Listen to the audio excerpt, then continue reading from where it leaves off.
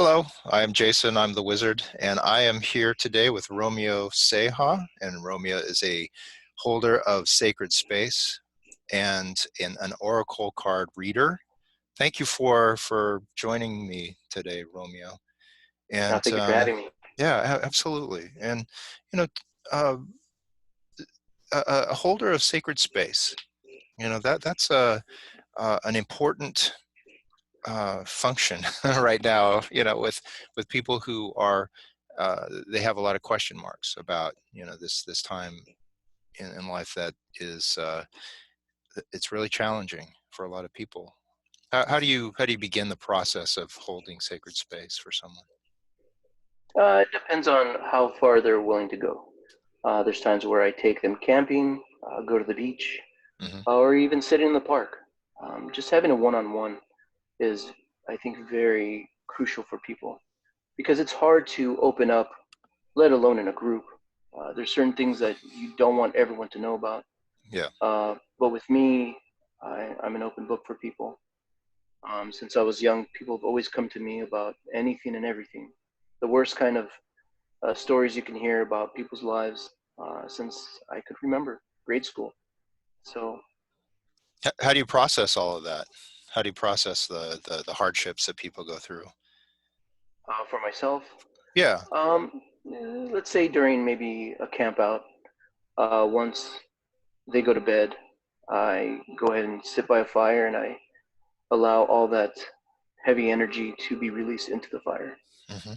Hmm. Um, I'm also an empath, so I take on everyone's energy a lot all the time. Sometimes I forget about it, and I've been learning a lot more about it in the last, say, 5 years. So before I used to swallow people's pain. I believed that I was a martyr for many years. Now I understand that it's something that I can do. I no longer swallow it. Instead, I pick it, remove it, and throw it away. That's a great way of putting it too. As a tarot reader, it's like, there is a lot of suffering in the world, a lot of pain that people will look to clear within themselves, and it's not my job to take on their pain. Exactly.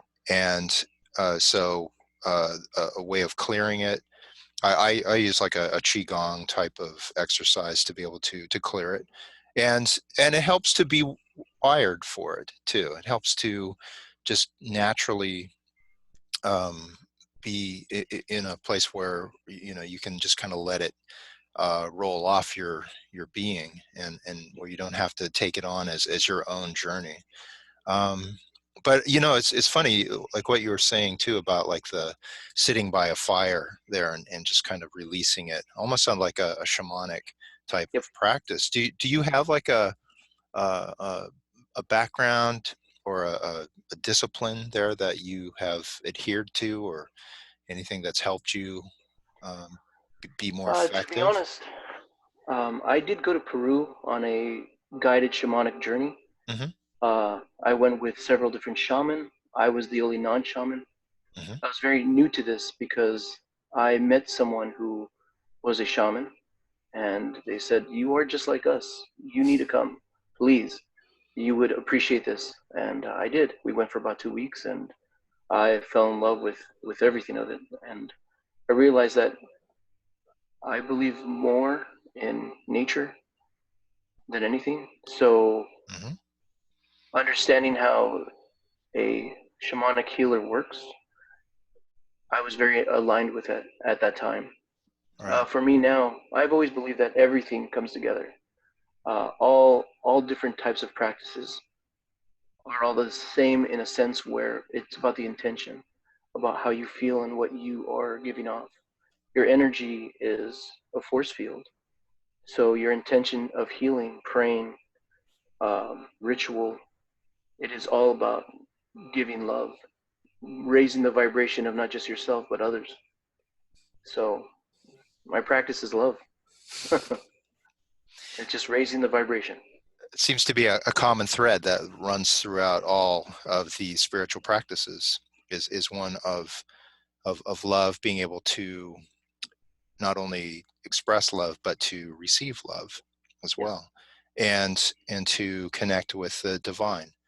And were you like a young kid? I mean, it sounds like if people are coming to you, that you're already uh, exuding a certain energy of calm, or where you can uh, you know be that safe space for people.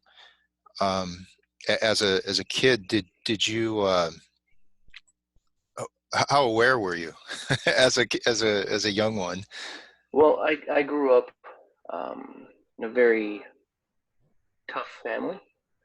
Uh, in the family, we're all alphas, a very dominant way of being. Hmm. And I didn't know any better as a child. When I was a kid, I used to see shadow people all the time. Things used to really scare me. And my family would just say it's nothing, it was just a dream, even though I would be wide awake. Um, but when people would come to me, I now realize that it was the emotion that I felt I wanted to just hug people. I didn't understand why when I was young. I had no idea. Hmm. And I just always felt like I had what I called spidey senses. Hmm. So from there, it became my awareness of just knowing that people came to me with their problems Right. because I could somehow facilitate this space. But as a kid, I had no idea. I just knew people came to me. I was always the counselor. I was always the one that people came with their problems. And I thought that was strange, but I didn't think anything of it. I thought most people were like that until I was in my 30s where I started seeing that no, not everyone's like that. Not everyone you can go to talk to. So as I grew up, I became more spiritual, more aware. Um, I've always felt that I had some type of connection. Hmm. Uh, I had a chip on my shoulder when I was younger, and I felt that I was a rare breed. And where were my breed? Where were my people? Where were the other ones that were like me? And it turns out it's people that are connected, people that have abilities, people that are aware. And there's a lot of people out there that are aware but unconsciously aware. I mean, it's like when I met you the first time, I was like, oh, he's special. I know he's special. Because there's just people out there that I have that feeling. It's like there's a light bulb over their head and I can just see it. That's how I describe the people that I feel are they have like a connection. It's like literally, they're plugged in, Yes. and I'll see them as bright lights, and and not to say that they are better, or you know uh, well, like better than anyone else, but there's a quality that allows for uh, when you're speaking with them, where they're able to uh, kind of match the frequency, and, Mm-hmm. and that they're someone who is activated towards utilizing their gifts and putting it out there in the world. They're not someone who is hiding themselves, hiding their gifts away. And I like to say, kind of more recently than I'm always about activating whatever someone's going through. If they're feeling a calling within themselves, and it's one that they're reticent about being full throated about, and just making it happen. It's like I'm very much there to encourage them, to help be that catalyst for them uh, to know their potential, and to go for it. And at this time in particular, where we have where we have time, we're most of us anyway are kind of in a lockdown situation, where we have a lot of time, and each person has the same amount of hours in a day, and we can use it to just binge Netflix, or we can use it to reach out through a digital means, whether it's Zoom or Facebook or the social medias, a telephone. Everyone has access to contact loved ones, friends, to see how people are doing, and to lend your gift, which is your voice, but it's also your being, that being of the space holder, the one who allows for someone to tell you what's going on within, to get it out. Um, you said something about like discovering like a spiritual path, and it's like anyone who does that, when they discover like, oh my God, the spiritual path, it's like, oh, it's like it's the hard road. It's not the easy road. The easy road is to just say, you know what, I don't need to like delve into that. The hard road is really going deep within. Yep. And as far as like, have you, with your own self, because when you work with others and all, it's like you see them like going deep and pulling themselves out from their own shadow and all. Have you gone through that process as well for yourself? That's what it started with. Working on myself first. Hmm. I realized that we have a lot of layers, and sometimes we push back layers. It's like, you want to hide from old hurts, old pains, old memories. So you lock it up and you throw away the key and you run and run and run, hoping to get away from it. But the reality is, it's always going to be there. Hmm. And you won't personally feel better unless you deal with it. I mean, hey, just think about, we wash on a regular basis. You wash your body, your beard. You want to make it look nice for, you know, Oh yeah. for yourself, for everyone, right? You take care of yourself. Yeah. Well, but you physically wash because you don't want to build mildew and grime. But what do you do about your soul? When do you wash your soul? When do you get down there and, get in there and scrub away? No, we go, wait, no, no, no, I can't do that. I'm scared. It's gonna Yeah. hurt me. I'm gonna cry. I'm gonna get emotional. I might remember things that might hurt me. Yeah. Well, all those things are it's like chains connected to hooks, and they've got a hold of us, and we live life being torn by these chains, and these chains are connected to those memories. And at some point, we just start holding them, pretending that everything's okay. And you're like, I'm fine. It's fine. Everything's fine. Everything's okay. But when you realize, okay, this chain that's connected to me is connected to this memory when I was 6 years old because this happened. I got embarrassed because of this. And because of that, I've never done that ever again. You pull that off, you drop it, you heal the wound, and now all of a sudden there's a little more weight off your chest. Yeah. And you just keep doing that over and over and over until you feel light as a feather. And it's never ending because you can do it with everyday scenarios, you know? I find that with past life regression, it's like one can find one of those chains in Mm-hmm. the past, one of those influences that one may not be aware of in their conscious life, but when a chain is so embedded like that, where one is feels like they're always like reacting, instead of like creating new actions, they're just like stuck in a pattern. It's like by going in and helping to bring awareness to that, so that the person can remove that chain, they can break the cycle of, of a memory that can be traumatic and all that keeps replaying itself over and over and over. And that is a form of cleansing, Yeah. of recalibrating, of rebirthing, however one wants to look at it. Mm-hmm. And um, and it's the deep work. It can be the work where there is tears, and where one has to confront.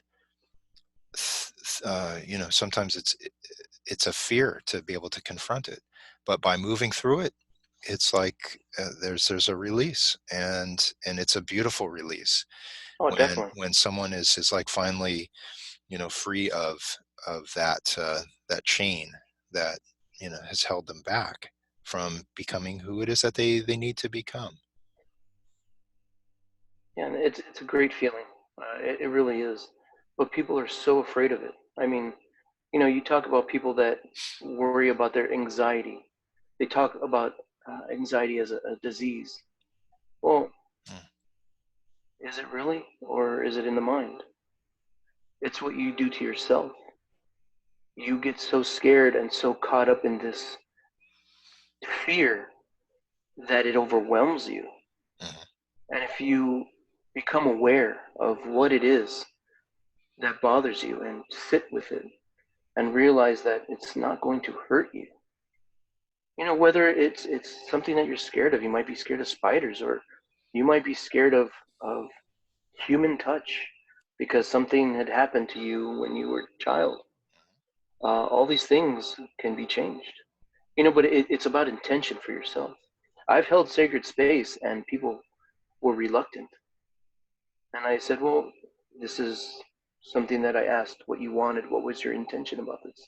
Well, I just wanted to feel better, get away from the city. Okay, well, if that's all you wanted, then we're here. We're gonna have a good time camping. Great. Yeah. So there's no um, use of trying to work on these deep seated uh, traumas. So I will back off and we'll play cool. And this one time, I asked the universe to show me a sign. Please give me something to help this person. And to me, this moment in my life was monumental because I called out in a way that I didn't understand yet. And right away, I saw different animals. I saw a crocodile in the sky, and I didn't understand what that meant. And things having to do with water. I saw this large, maybe like orca, and I felt the energy push by me. I felt something else like a wet log. The only way to describe it is like a sequoia that had been sitting in the water for years, and it had rolled by me. And I thought this was so strange. I was like, "What? I don't understand." And I turned to my friend and I said, "Look, I know you're a little frustrated with this, and but does this mean anything to you?" And at that moment, he started crying and he said, "I feel that I have three guardians and they've been protecting me, and I'm a water sign." And I was just so happy. I said, "Well, know that I'm here for you and I'm not trying to hurt you in any way. I just want to help heal any old wounds that may be affecting you." And he put down his walls and he reached out and we had the greatest conversation. And for that, to me, that is so special to be able to hear people use their voice to talk about things that they've never been able to talk about. I think that's so important, and that feeling, that connection with someone is so important to me. I love that feeling. It's not that they're going through something painful that I love, it's the fact that they are able to finally let these things go, set them free. Yeah. And it's such a good feeling to watch that as their shoulders feel lighter and their chest sticks out a little more and they can stand taller. Yeah. I totally agree with you as far as um, to be in that place of service and when you can see someone like their own light bulb going off for themselves, and where they can have that awareness and see themselves differently too, by that release.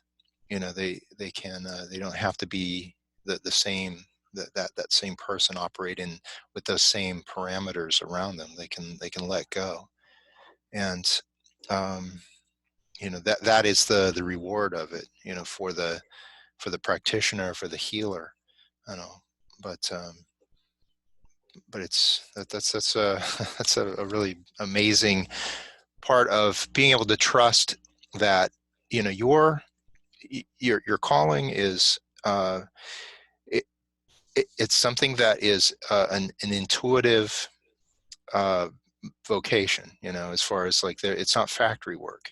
Not everyone is the same as far as how you're going to, uh, help them to open up.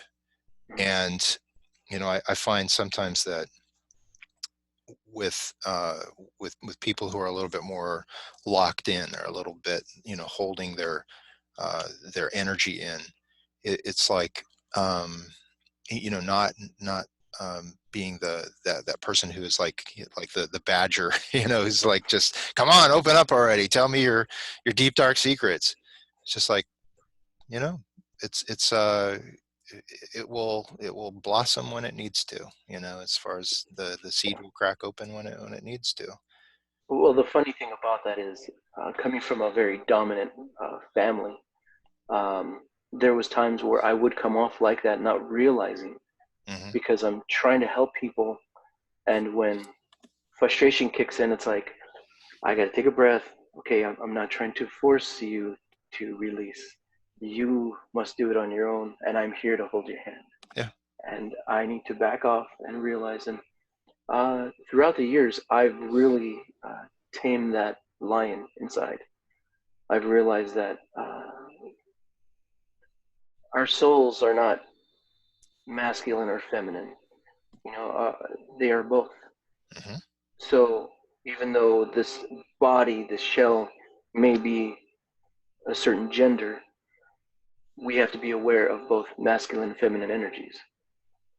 So it's good to be dominant when needed, but also to be nurturing as well.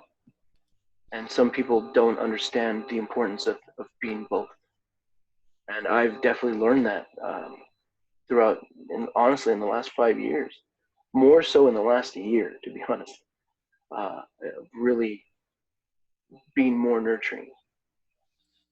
Where I was in the past, but it was tainted by uh, certain things that have happened throughout my life, Hmm. Hmm. family, friends, relationships. And expressing love was strange. For me, for a long time, I never understood why a lot of women thought I was hitting on them. And now I understand, because being a dominant male saying, "Oh, you look really pretty today," may come off as being that you're hitting on someone. Hmm. But when it comes from the heart, when you're genuinely being nice, being a dominant person, it comes off with a little fear. So I've learned how to not be so dominant and let people know that not only am I your friend, but think of me as a brother. Right. Right. So once people feel that, no matter what I say, people just turn around and start joking and realize that, oh, they're safe. They're not someone that's trying to do anything that makes me feel uncomfortable. And so that's really helped a lot too. It's being more of um, a bigger brother type, you know. Yes. Yes. So that up here really helped me here. It's like being a hugger in life, Yeah. because being able to hug people is, uh it's just like a reassurance sometimes Hmm. from like the universe, that that you're huggable Yes. in life, and it's like, it, there's some people that, like, because there was like some guy, he was like comparing me to ZZ Top, which happens a lot there, but it's like in a market, and it was like a few months ago. It wasn't, like anytime now, where it's just like, I give you that 6 feet away hug, that energetic Yeah. hug. But it's like he was kind of in need of a hug, right? And so it's like, okay, bring it in, right? and where it's not a male female thing, it's not anything but just a reassurance, that one is not unworthy of just that simple humanity. um and Especially heart hugs. oh my God, right? Yeah. Yeah. And they do, so much to recharge our own being, as far as Oh, that. definitely. It's really amazing. It's I miss community, like being in this lockdown, as far as like the all the places that I work in LA. It's just the one-on-one, that's a hard thing to, um if you're in a place of talking to people, and in these intimate spaces, right? These Hmm. ones where one is able to be vulnerable in it, and do that work that starts to open them up so that they're able to blossom. And it is something that one can do, with the Zoom and the digital, but there's nothing like it as far as, the one-on-one, and where you're just able to send like more energy to it, so that they're like able to really you know like mobilize, and to get the most out of it that they can. You also read the cards, the oracle cards. Has that Yes. been something that you've done for a really long time, or you Not just just get into recently. it? Just recently, I started working with them. Mm-hmm. I've had decks for a few years, but it wasn't until recently where I really started working with them more. Mm-hmm. Um, so trying to connect with the higher, it is hard to listen when my mind is always going. So meditation has been helping me a lot with that. Yeah. But I know one practice is using cards. Mm-hmm. What type of message do I need today? Uh, what will help me later on this month? Doing things like that, but especially for other people. And they come when you use your energy, when you use the higher source energy into your cards and ask for assistance on the messages. They come easy. There's no thought to it. You don't have to think about what card am I going to pick. You just, start going through your cards. You stop, you pull that card that you stopped at. At first I thought, okay, what card do I need to pick? And that's the logical brain doing what it does. And I started realizing, don't use your brain. Just let the things come naturally. And it's easier said than done. But I love It's a pulling practice. cards. Yeah, it's practice. Yeah, I mean, it's a practice. It's a discipline to be able to just trust, be in a Yes. space of trust. And when uh, I feel that, like my tarot journey and all was one of like, this would be a really great card to come out right now in this reading, and then I'd get something totally different and be like, oh man, I've blown it. But I've let go of all that, because it's like, the card that needs to come out is the card that comes out. Hmm. And and, and it opens up an area of exploration, of discussion.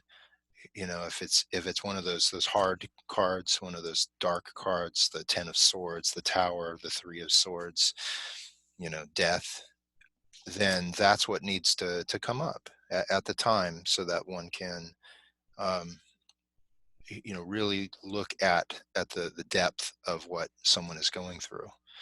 And so I'm a fan of the cards that have the full spectrum of human experience to them. And I think you were saying something about how with the oracle cards, because they can lean towards the positive, it's still opens up a place of exploration where you can deal Yes. with where the trouble is, where someone is is having their dark night of the soul, or they're dealing with their shadow self, but where there's an uplifting message. There's always a solution to a problem. Yeah. Oh, definitely. Just like the deck that I have, it's a shamanic oracle deck. Um, one of the messages I pulled was, what do you need to let go of, or what do you need to let die off? And it was a fire. So the card is about, purification, rebirthing, Mm-hmm. things of that nature. Mm-hmm. What could be seen as beautiful could also be considered chaos. So pulling that card, what do you need to let go of? You need to let go of the anger, the feelings you have inside, the old feelings that need to burn off and die. So it was a perfect card. Um, I don't know how they felt when they received the cards, but I know with that one, it's to show that there are certain things inside that sometimes creep up and we don't even realize. Sometimes we push them aside, and some people are passive aggressive and think, well, I don't get angry, but what about up in here? What about inside? Mm-hmm. Mm-hmm. Just because we don't verbally say them out loud doesn't mean that we don't think them or feel them. Yeah. So, I think we all get angry. I mean, definitely. we all have those areas of life that it can be with our relationships. It can be just out driving. It can be standing in a line somewhere and just like going, oh, come on, let's move it already. you know Yes.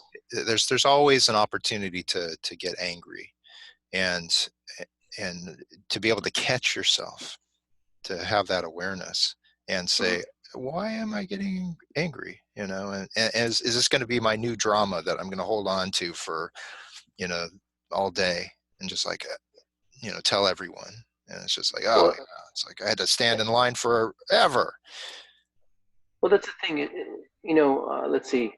Heavier energy weighs more than lighter energy, right? Hmm. You Hmm. can feel happy and it feels great, but as soon as someone gets angry or bothered, all of a sudden it weighs down so much and it supersedes any good feeling.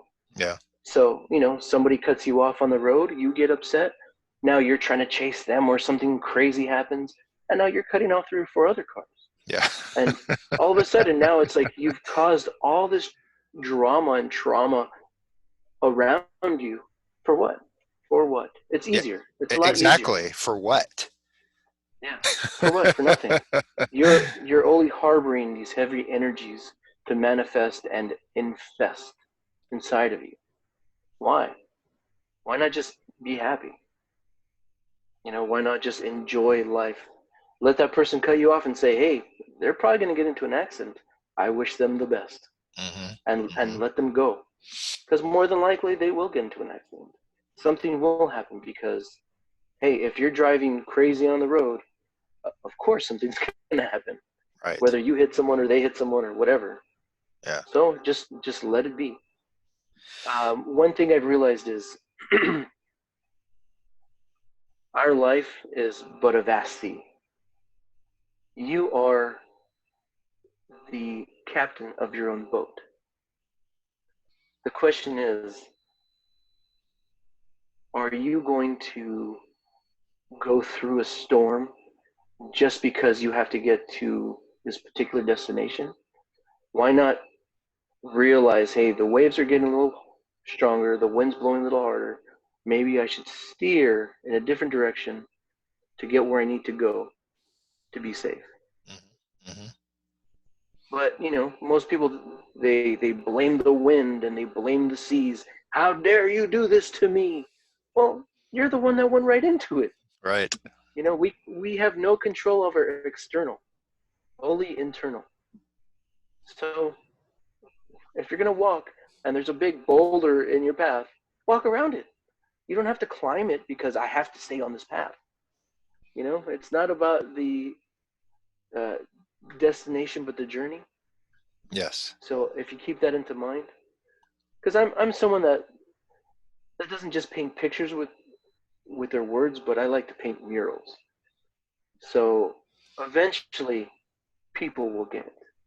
Sometimes you might have to leave breadcrumbs for people to find what you're trying to show them.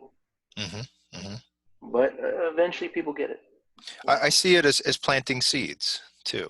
You know, Yeah, as far exactly. as with those ideas of uh, the possibility of seeing things from a different point of view, Yeah. you know, just um, to be in an aware place within yourself, to cultivate awareness, and that will allow you to see, when the storms are on the horizon, and whether you're going to go straight towards it, or if you're going to, you know, navigate it in a different way, so that you're not, creating chaos in your life. Um, any final words, as far as I'm with Romeo Seha, and you can be found on Facebook and Instagram and Instagram. the the If social anyone medias. if anyone needs any words of inspiration or um, love and light, hey, more than happy to hear from you. And And Seha I can send some love. Seha is spelled how? CEJA.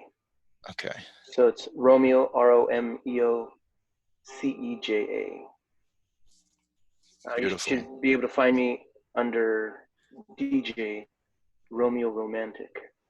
That's right, because you've been a DJ at I used to be. lots of parties and all that good stuff. That's a way of Yeah, bringing I used people to. together. Yes, and the funny thing about that too is I'd been DJing for years, and I spun a lot of punk rock and 80s pop and goth music and rockabilly and a lot of subcultures. Hmm. But what I find funny is even when I would DJ, people would sit next to me, and I already knew there was trouble. Oh, what's going on? What's what's happening? Oh, just my girlfriend or my boyfriend, or I've been talking to this person, but I think they're talking to someone else now. I've even at those times I've been the facilitator. Um, You're the go-to so guy. You know, I got a problem. I need to go talk to Romeo about it. because even in these subcultures, there's people that have their own emotions, and that's why they fall under certain styles or patterns, Hmm. right? And I always brought smiles. At least I tried to most of the time, and I realized why keep putting yourself in the same kind of environment. You are your surroundings. So do you want to surround yourself with people that are hurting all the time? Why not meet people that are actually loving and caring and that are uplifting you? You know, those are the type of people that we need. You're talking about hugs and hard hugs. When I first learned about the hard hug was at a festival called Lucidity in Santa Barbara, Hmm. Hmm. and I went to go give someone a hug. I was like, "Man, I really like you a lot. You're a really great guy." As I went for the hug, he swooped in a different way to give me a heart hug. And all he said was heart hug. And I said, oh, and that it changed everything in my head. I was like, wow, you're connecting love. It's something physical, which turns into something very energetic. Yes. So for those that are trying to learn more, I intentionally give them heart hugs. I try to tell everyone that I can about heart hugs. Not everyone understands. So those that want hugs, I'm more than happy to give hugs to. I love giving hugs out. When I don't get enough hugs in a day, I feel kind of down. Yeah. Like I haven't shared the wealth. I haven't shared the love. So it's about getting enough virtual heart hugs. All right, Oh, Romeo, that's come in great for a too. virtual heart hug. Great that way, Yeah. every way. All right. Thank you for coming uh, on today. And That was great. I loved it. uh, you are a bright light, Thank you. I appreciate it. So are you. in the world. Definitely. And I want people to be able to know about you and come to you so Well, that thank you. I appreciate that. you can facilitate sacred space with them. And again, so it's Romeo Ceja, CEJA, there on Yes. the social medias. And be well, stay strong, healthy. Thank you. You You too. get your substitute, heart hug, during the times of social distancing and all. And we will get through this. And it's not just about surviving this, it's about activating a part of ourself that is meant to blossom during this time, so that when we are back in the throngs of civilization, that we are activating a larger sense of ourself, a more expanded sense of who it is that we are and who it is that we're becoming. So Yeah, uh, reflect on the inner. Definitely. that's right. That's right. So blessings to you. Thank Yes. you. Blessings to you too. All right. Thank you for this opportunity. Appreciate it. Absolutely. Absolutely. Much love to you. You too.